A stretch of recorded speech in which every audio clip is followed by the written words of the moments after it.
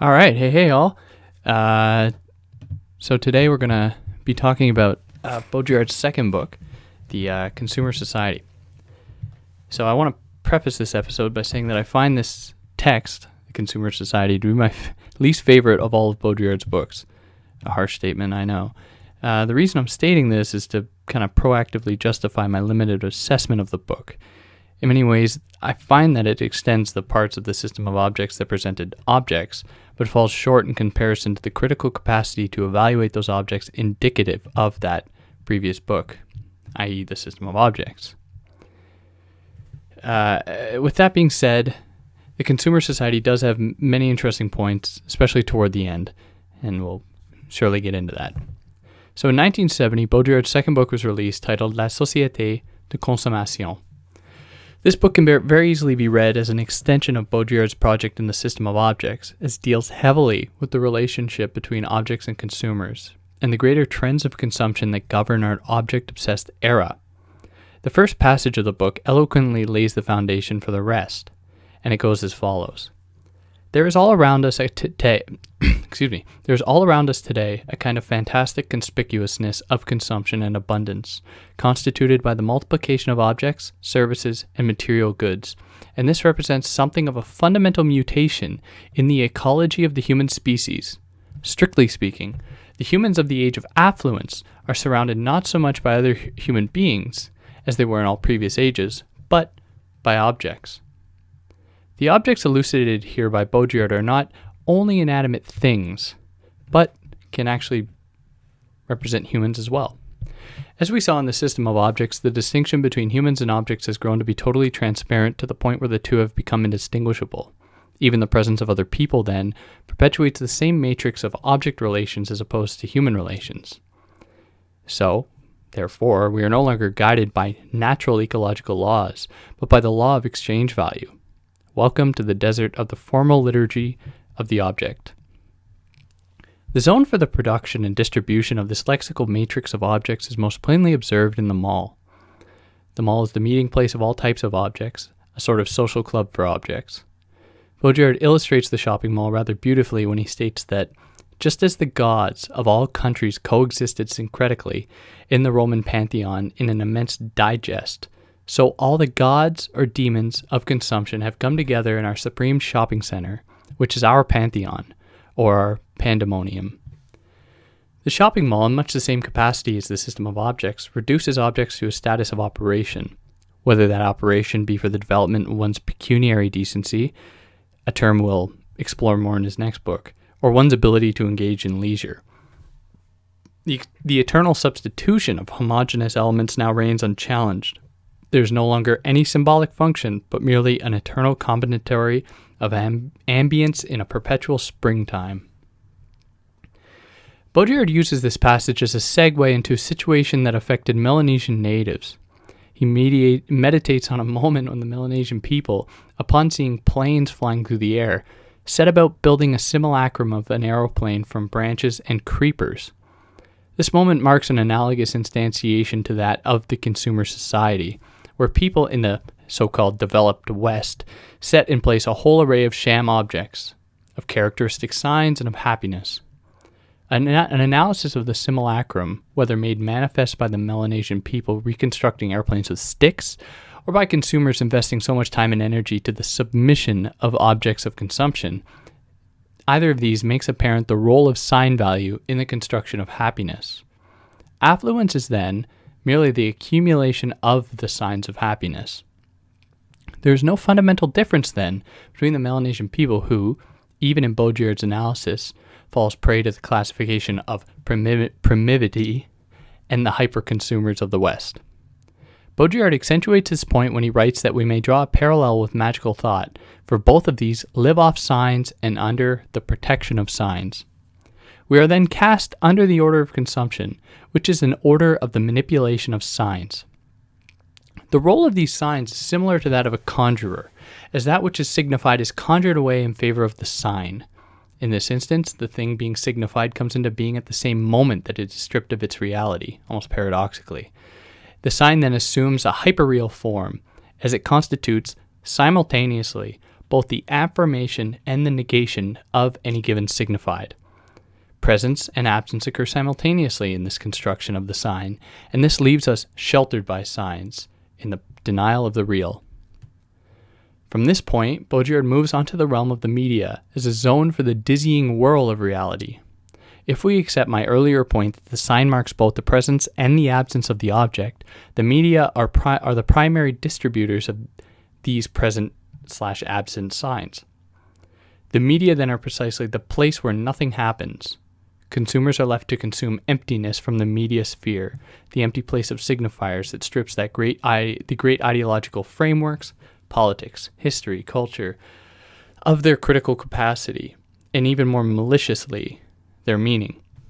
The media respond to their indifference by proliferating their signs endlessly and with ferocious enthusiasm in an exaggerated form of compensation.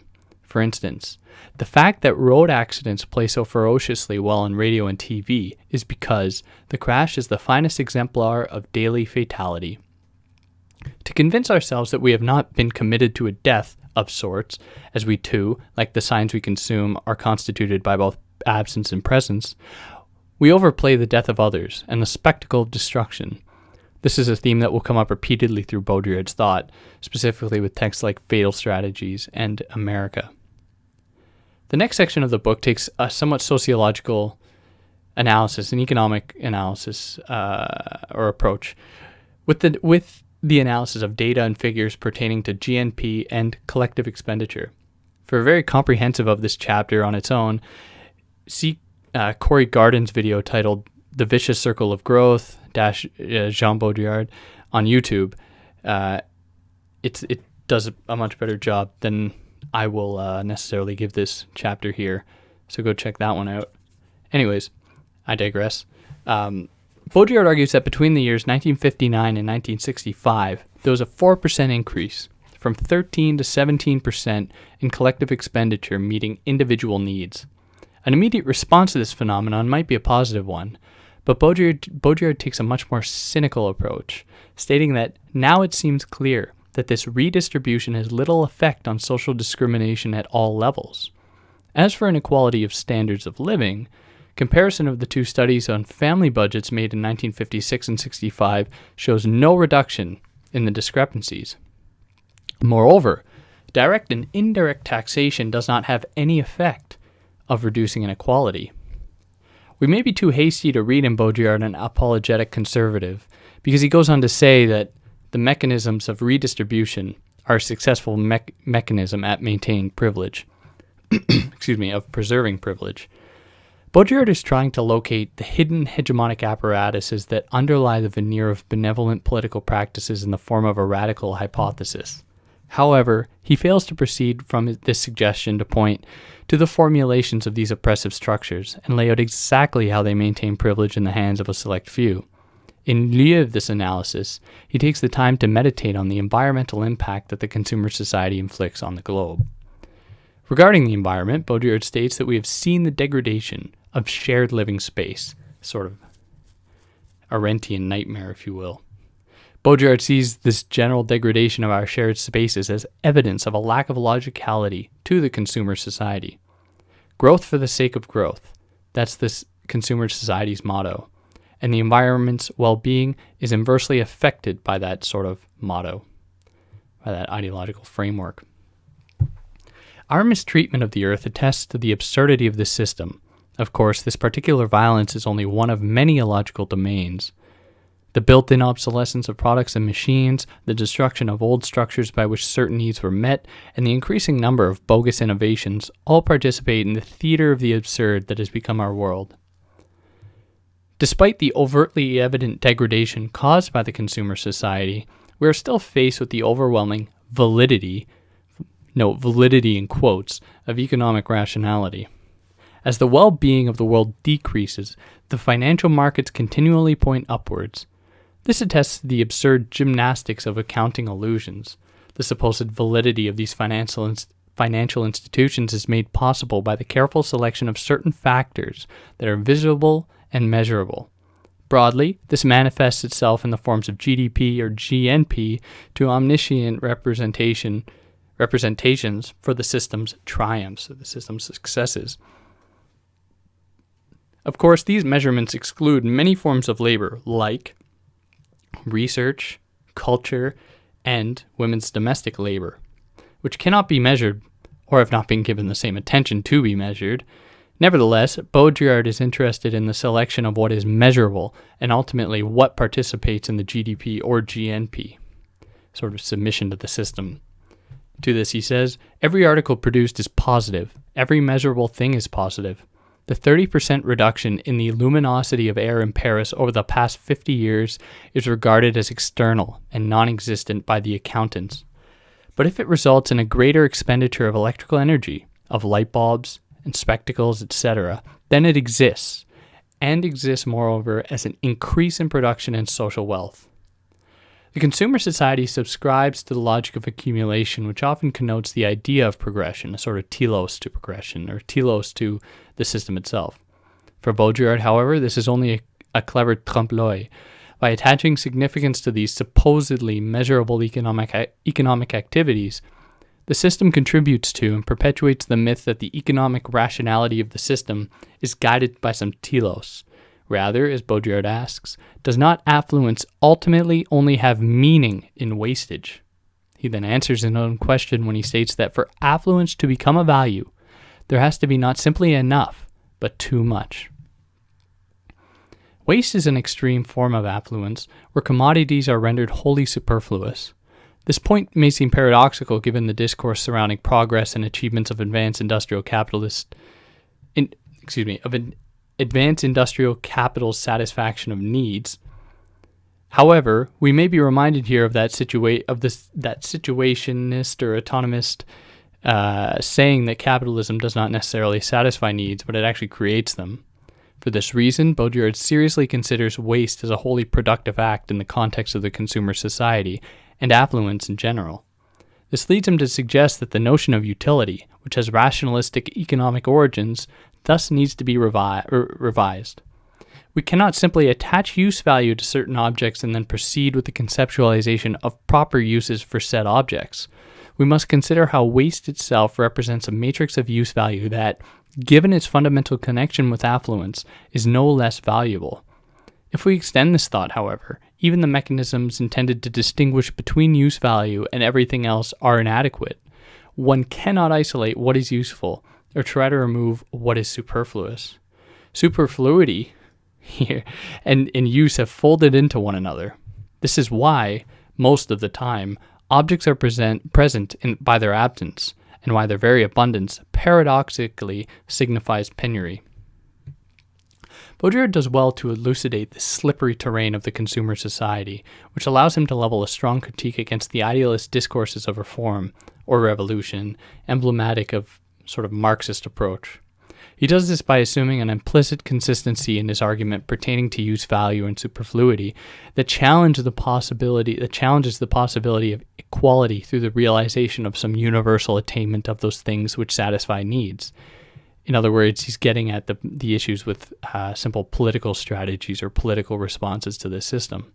If the distinction between use value and superfluity has truly been demolished, then the notion that needs point to a reassuring universe of ends is characteristically absurd. Sorry, let me just say that again. If the distinction between use and superfluity has truly been demolished, then the notion that needs point to a reassuring universe of ends is characteristically absurd. Such a project only contributes to the same discursive and pragmatic strategy employed by the logic of affluence. We must respond to the consumer society by radically changing focus and approaching the myth of affluence with a logic other than its own, an idea that he returns to quite strongly in his fourth book, The Mirror of Production. The reason we want to do this is because if we pose the problem in terms of the equalization of consumption, then we are already to substitute the pursuit of objects and signs for the real problems and their logical and sociological analysis. So to perform something of a sociological analysis, when condemned by Baudrillard in the early 80s, he turns to John Kenneth Galbraith and his book, The Affluent Society. Of Galbraith, Baudrillard says, please excuse this long quote, that Galbraith derives an argument for the underprivileged, to the effect that even those on the bottom rung of the ladder have more to gain from an accelerated growth of production than from any other form of redistribution. But this is all specious. For, if growth grants everyone access to an income and a volume of goods which are higher in absolute terms, what is sociologically characteristic is the process of distortion, which sets in at the very heart of growth. It is the rate of distortion which subtly structures growth and gives it its true meaning. It is so much easier to content oneself with the spectacular disappearance of a particular extreme form of penury or certain secondary inequalities to assess affluence by statistics and general quantities, by absolute increases in gross national products, than to analyze it in terms of structures. The sort of liberal economic optimism put forth by Galbraith is the exact sort that Baudrillard sees as being complicit in the structural production of inequality in the consumer society. And we can see this type of criticism mirrored in the work of Rosa Luxemburg. In Luxemburg's analysis of, I guess, the process of accumulation and how, bringing up that debate between reform or revolution, when she was challenging whatever that guy's name was, that liberal economic theorist there, who I can probably find if I try really hard.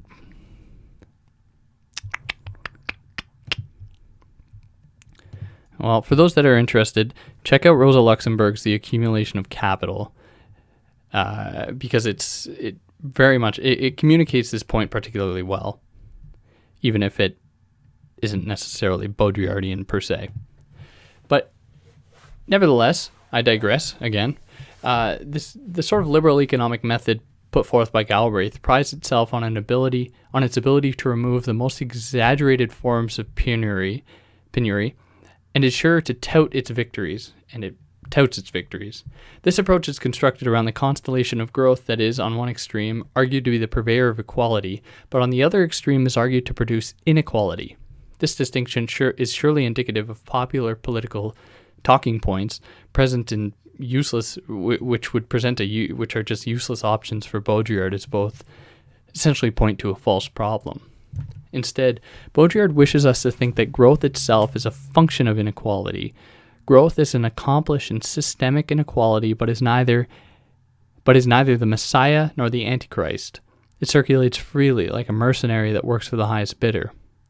Ultimately, what Galbraith and others fail to see is that the very fact that economic inequality is no longer a problem in itself constitutes a problem. This is because poverty does not truly exist in poor neighborhoods, but is actually to be found in the socioeconomic structure itself. What we are in need of is a total systemic overhaul that does not submit to either the liberal or Marxist streams of thought, which at best present a moralistic analysis, according to Baudrillard. This is because each of these approaches inadvertently affirm the relative power of commodities and wealth in their very negation.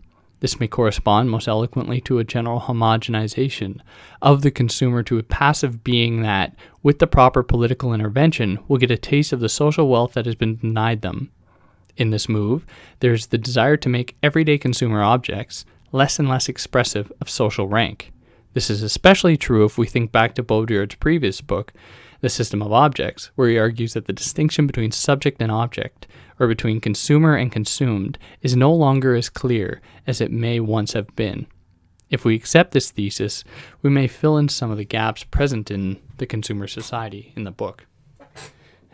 Water time.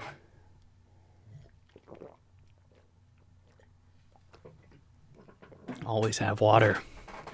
So the conceptual matrix of the cybernetician, his idea put forth in the system of objects, places the subject in dialogue with the object, breaking down the clear barrier between the two.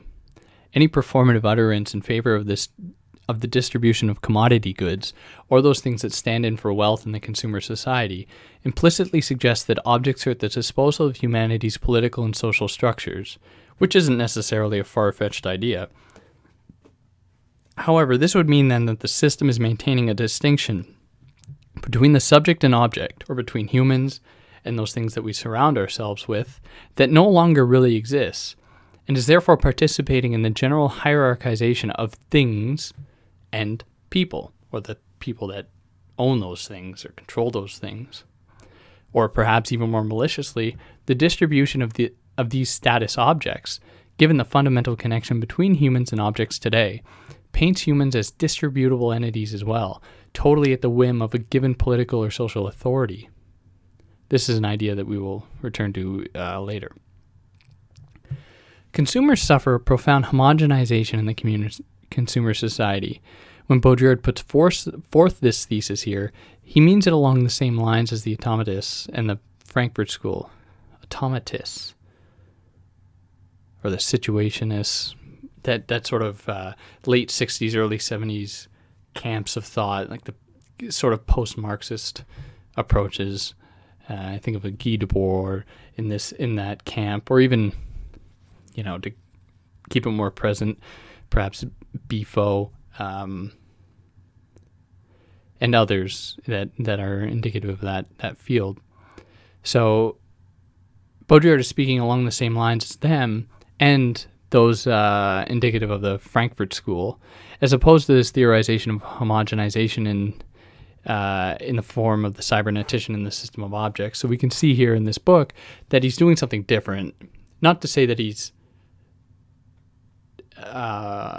doing away with what he did in his first book, but that he's just seems to be interested in something else here. That it's not simply about looking at the cybernetician, but there are other ways to look at the world as well in relation to humans. What can we say about humans today, and what does their place necessarily mean in relation to consumption and the very act of exchange? So Baudrillard then submits his own logic to that of the system here, suggesting that ironically the consumer society corrects social disparities, social hierarchy, and even ever-increasing levels of discrimination. This is not to say that these societal ills have disappeared, however, but that we have essentially become numb to them. Of course, we would be hard-pressed to locate a time in which we were ever cognizant of such ills or really even cared. Rather, our homogenization under the aegis of consumption and the overwhelming allure of the spectacle allows discrimination to operate all the more effectively. Excuse me. Our submission to consumption, even under the pretense of demonstrating a certain social position, or, to be more mischievous, more malevolent, to stick it to the man, perpetually affirms the systemic logic of consumption, one that is fundamentally oppressive. Perhaps this is one reason why the consumer finds themselves in a never-ending state of definitive dissatisfaction. Baudrillard puts this rather eloquently when he writes that, sociologically, in the face of the endless, naive confusion at the unstoppable advance and boundless renewal of needs, which is in fact irreconcilable with the rationalist theory that a satisfied need creates a state of equilibrium and resolution of tensions, we may advance the hypothesis that, if one admits that need is never so much the need of a particular object as the need for difference, the desire for social meaning, then it will be clear that there can never be any achieved satisfaction, or therefore any definition of need. Baudrillard then goes on to problematically draw a comparison between the consumer society and, in quote, primitive people. For Baudrillard, in an ironically homogenizing overstatement, the primitive and nomadic tribes of Australia, the Kalahari, etc., had no personal possessions. They were not obsessed by their objects, which they throw away as and when they need to in order to be able to move about more easily. This type of economic expenditure signals a society of real affluence because it was guided by improvidence and prodigality. Moreover, things in primitive societies were not relativized in relation to others, but were valorized by the very relationship with others. This distinction suggests that, for Baudrillard, in primitive societies, every relationship adds to the social wealth, we would be valid to dismiss, or we would be correct to dismiss Baudrillard's comparison here as romanticized jargon, but he brings up an interesting foray into his own theorization of symbolic exchange in his following books, which we won't get into too much here. For now, however, we might be wise to take these sweeping overstatements regarding primitive societies and people with a very large grain of salt. Nevertheless, Baudrillard suggests that we can see a fundamental difference between difference as it manifested itself in primitive societies and today. This is because, under the sign of consumption, difference is something that can be consumed. In the past, however, differences of birth, blood, and religion were not exchanged. They were not differences of fashion, but essential distinctions. This distinction that Baudrillard makes is important because it provides something of an illustration of a meaningful mode of expenditure and consumption. This does not mean that we cannot still take issue with Baudrillard's claim. Rather, I believe we can read this as an important foray into a somewhat pragmatic approach by a thinker that has too often been called a nihilist. However, moving past this idea and continuing on with the text, we see Baudrillard begin to evaluate the conditions of signification and their role in the construction of identity, notably the construction of the masculine and the feminine. Another very problematic domain in Baudrillardian thought, one that he's been taken to task for by feminist thinkers, and very rightly so. However, I'll present his justification for it here. So for him, the masculine and the feminine, two terms that guide much of Baudrillard's later thought, are immediately challenged as having anything to do with men and women. And he says, the relation of the masculine and the feminine to real men and women is relatively arbitrary. This point is integral because many people have read in him theories of the masculine and the feminine, a prescriptive and descriptive meta-theory of the relationship between men and women. Rather, these terms only exist in the simulacral space of consumption and are used by Baudrillard metaphorically to elucidate not the differentiated nature of the sexes, but to call attention to the differential logic of the system. Moreover, Baudrillard uses these terms to transcribe the historical hegemony of men over women in terms of the system itself. Hegemony by men over women.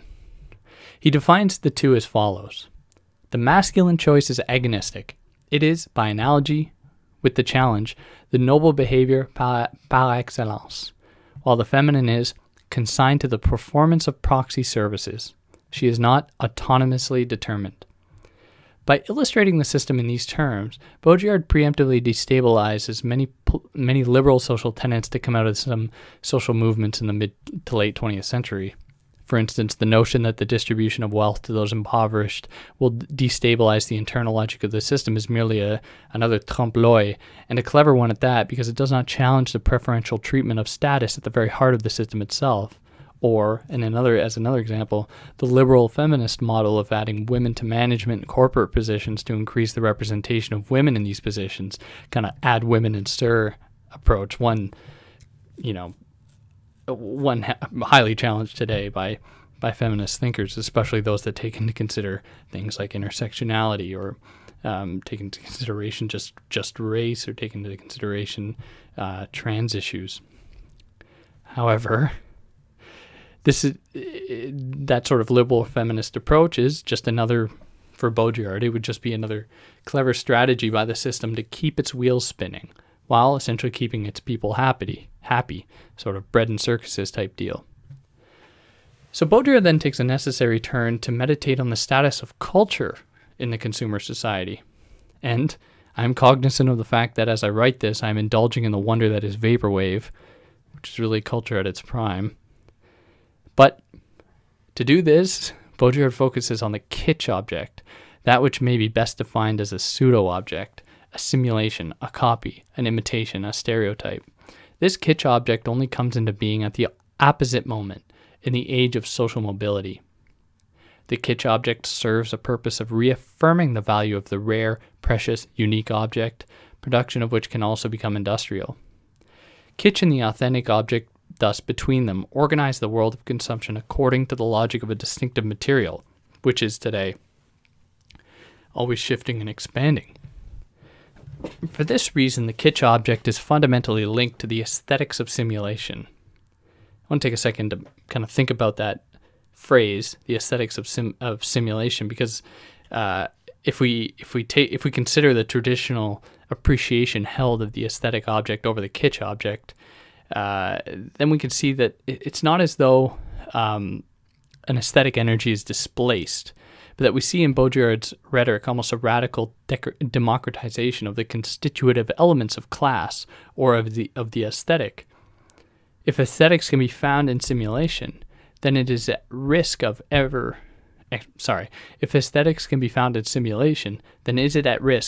vanishing? And moreover, does that not mean that there will always be the maintenance of some hierarchical prestige attached to the aesthetic in the realm of simulation? For Baudrillard, the answer would surely be no, given the homogenizing force of simulation, but it is an interesting point, a thought experiment nonetheless. So Baudrillard even takes the time to consider the implications of consumption on the art object specifically. He says, the logic of consumption eliminates the traditional sublime status of artistic representation. This is to say that the Kantian notion of the sublime suffers a serious blow in this epoch. No longer can the art object elicit a sense of the sublime, nor even the beautiful, to be faithful to that Kantian distinction, because the signification of the object has been substituted with the image of the object. At this level, the art object may only operate as a sign. In an annoyingly Adorno-like move, Baudrillard goes on to say that pop signifies the end of perspective, the end of evocation, the end of testimony, the end of the creative act, and, last but not least, the end of the subversion of the world and the curse of art. Its aim is not merely the immanence of the civilized world, but its total integration into that world. This is indeed why the pop artists paint objects in terms of their real appearance, since it is, in that way, as ready-made signs, fresh from the assembly line, that they function mythologically. Behind the veneer of pop art production lurks a more insidious adversary to the subversion of the consumer society, and that is that behind the consumption of images looms the imperialism of a system of reading. Increasingly, only what can be read and what must be read, the legendary, will tend to exist. In this transaction, it is not only the object, be it the art object or an object of the greatest degree of kitsch, that gets read. We read ourselves in the image, and, consequently, we open ourselves up to be read. Incarceration through presentation. This provides a decent foray into the next logical point Baudrillard puts forth, and that's his theorization of the body, or his thinking of the body. According to Baudrillard, for centuries, there was a relentless effort to convince people they had no bodies, though they were never really convinced. Today, there is a relentless effort to convince them of their bodies. This is an argument that Baudrillard develops more effectively in his later work, but he makes an interesting case for the realization of the body in the form of advertising. He focuses on an article in Elle, where someone writes that your body is both your outer limit and your sixth sense.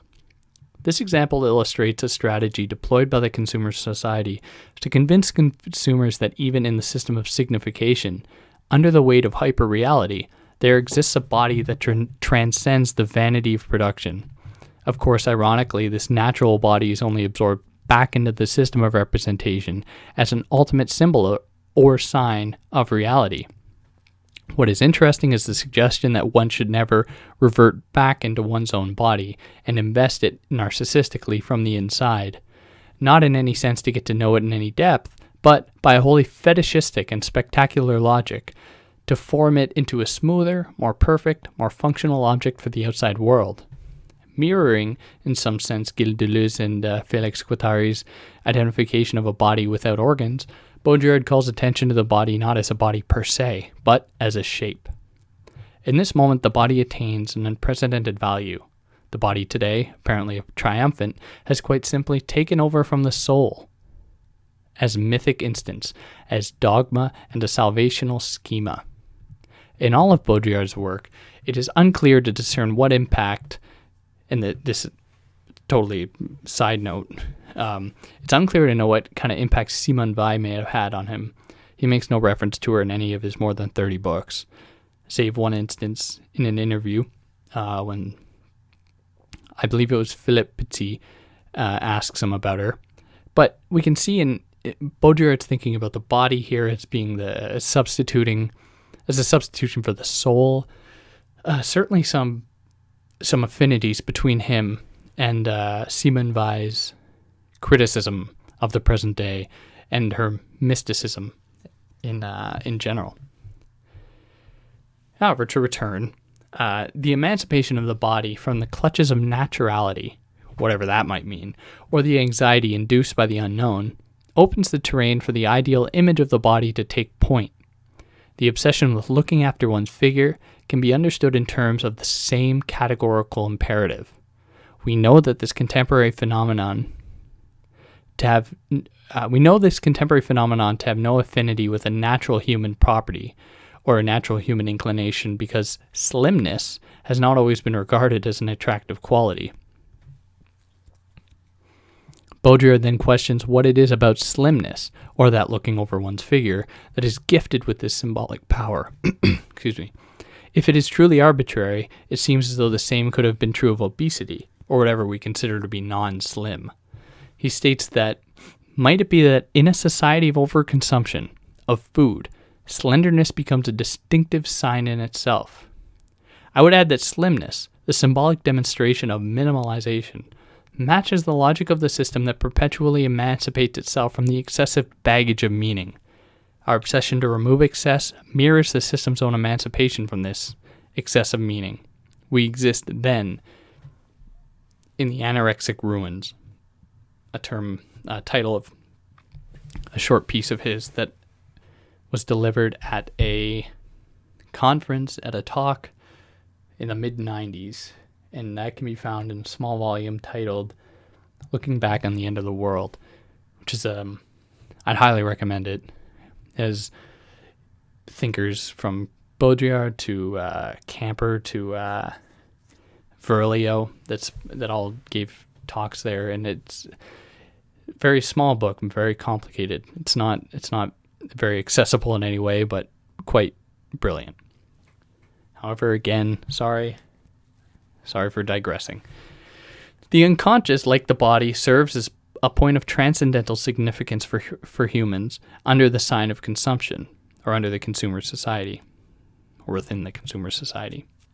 He says, people have to believe that they have an unconscious, that unconscious is there, projected into and objectified in the erotic symbolism of advertising, which serves as a proof that it exists, that they are right to believe in it, and therefore to wish to come to terms with it, first at the level of the reading of symbols, then by the acquisition of the goods designated by those symbols and supporting those fantasies. Is it any coincidence, then, that only 2 years before publishing The Unconscious, before Freud published The Unconscious, Ford Motor Company introduced the first large-scale moving assembly line? I think not. But that's just my conspiracy theory for the day. So the end of this book, we see a bit of a turn. Baudrillard, looks at a film, which is my favorite part of the whole book because it feels more original than the rest. Because the rest of the book is good, but you could read something better of this on the same subject matter by so many other people. But this part is something special, I find. So he concludes this book by analyzing The Student of Prague, a German silent film from the 1930s. This film is surprisingly, with sarcasm, about a student in Prague. This student, ambitious at heart and madly in love, finds that the woman of his dreams belongs to a class of society that is far out of his reach. One day, however, the devil appears to the student, who offers him a pile of gold for the student's mirror image. Of course, with the hopes of winning the affection of his crush, the student takes the gold, at which point the devil peels the student's reflection off of the mirror in the room. After this point, the student can no longer see his reflection in the mirror, an inconvenience, but not necessarily devastating for the student. However, one day, The boy sees his mirror reflection walking through the streets of Prague. I think it's water time again. Sorry.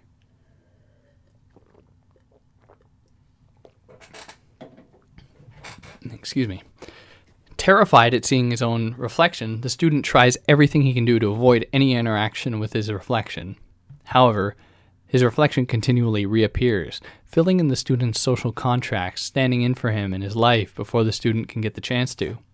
The student decides then that the best course of action is to try and kill his reflection. He prepares a firearm and awaits an interaction with the reflection. It so happens that he encounters the reflection in his room, very convenient, the same place where he had sold his reflection, firing the gun at the image, killing it. However, at the same moment, we could probably guess what happens, the student finds himself in great agony and he falls to the ground. Quote, "For by killing his image, he is killing himself." Baudrillard effectively analyzes the text as follows. The mirror image here symbolically represents the meaning of our acts, that is, us in this consumer society type paradigm. These build up around us in a world that is in our image. The transparency of our relation to the world is expressed rather well by the individual's unimpaired relation to his image in a mirror. The faithfulness of that reflection bears witness, to some degree, to a real reciprocity between the world and ourselves. Symbolically, then, if that image should be missing, it is the sign that the world is becoming opaque, that our acts are getting out of control, and at that point, we have no perspective on ourselves. With that guarantee, no identity is possible any longer. I become another to myself. I am alienated. Baudrillard continues, we may therefore suggest that the age of consumption, being the historical culmination of the whole process of accelerated productivity under the sign of capital, is also the age of radical alienation. It is not only the individual that has bargained their image. It is not only the individual that has bargained their image, however. Baudrillard takes this theory further, suggesting that it's society as a whole which has struck a contract with the devil. We would be too hasty to assume that a conceptual matrix of individual interactions, even an interaction with oneself, is ever conceivable in the consumer society. For this reason, Baudrillard brings the question back to the problem of the system, because we have no myth equivalent to the one illustrated in The Student in Prague, or that is, the consumer society has no myth that communicates its own reality, communicates its own kind of ontological condition, as well as The Student in Prague does. This myth, The Student in Prague, captures the essence of our alienation in a profound way, and we must be careful not to conjure away this myth, or conjure away the transcendental kind of properties of this myth, or its ability to communicate to us.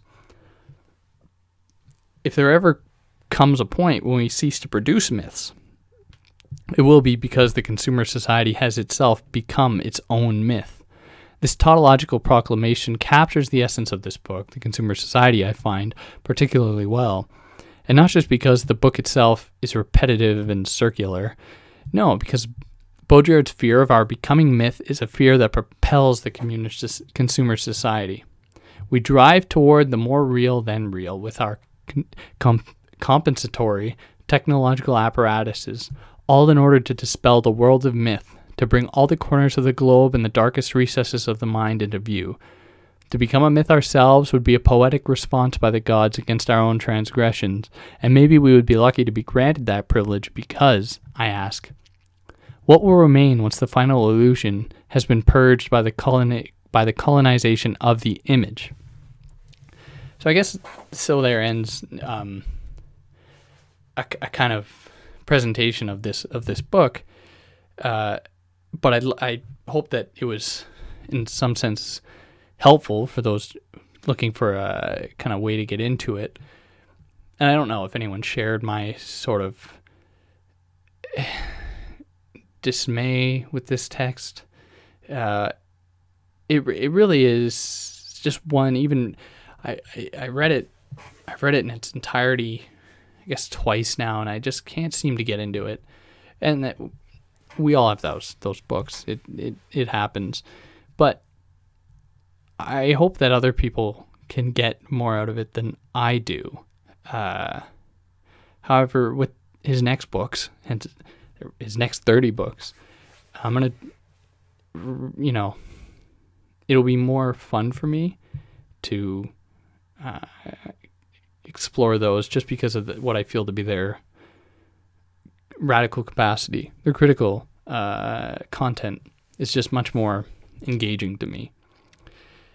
And I hope that I'm not too annoying to listen to. But anyways, thank you for listening. For anyone who's interested in the transcript, you can find it in the little description section. But for now, I'll tune out and I'll catch you all next time.